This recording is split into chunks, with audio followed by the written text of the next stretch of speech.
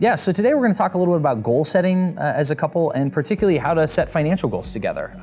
That can be a really energizing process. It can also be stressful at times, but we've had some success in that area, so we're just going to share a little bit about what that has looked like for us.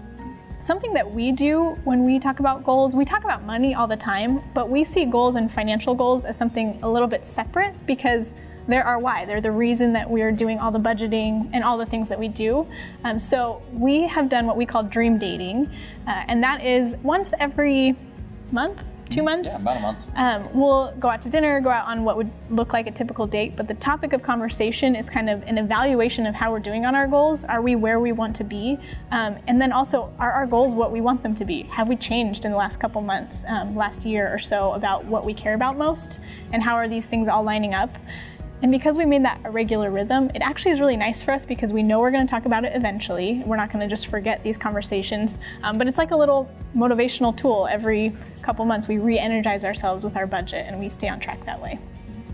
Yeah, and that's been really cool to see. But what's been consistent throughout our relationship has been that each person has an equal say at that table. I think we would encourage that as well, especially if you find yourself in a relationship where one of you maybe makes significantly more money than the other, or maybe one of you is working, one of you isn't. Make sure that when it comes to those financial conversations, everybody has an equal say in what happens, because that makes that goal setting much more energizing. And it's been just a wonderful process for us. So the people at the tables next to us might think, oh man, they're talking about money. This must be awkward for them. For us, it's awesome. It's the best date ever. So, but yeah, that's kind of been how we go about setting goals together. And in terms of what those are specifically, that's going to look different for each, for each relationship. What are you working towards?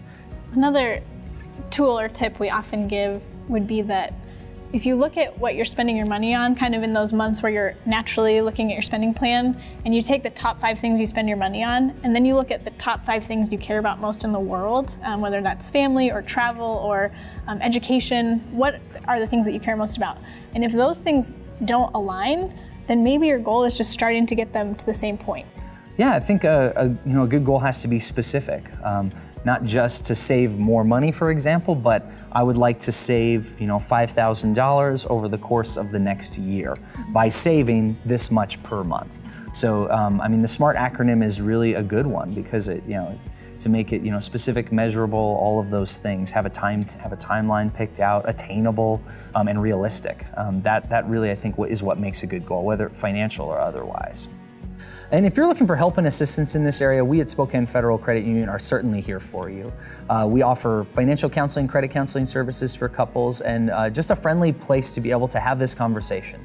So if you need help or assistance, feel free to walk into our doors, and thanks for watching.